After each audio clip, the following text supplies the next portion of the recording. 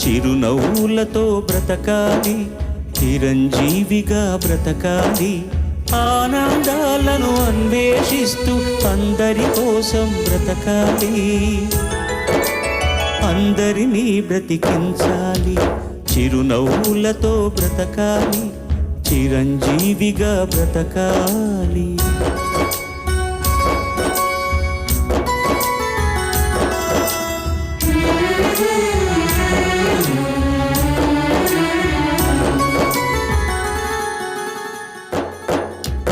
ఎగిరే పక్షి రెక్కకు సహజం ఎగిరే లక్షణం, వదిలేస్తుంది నిన్నటి గూటిని వదిలే ఆ క్షణం.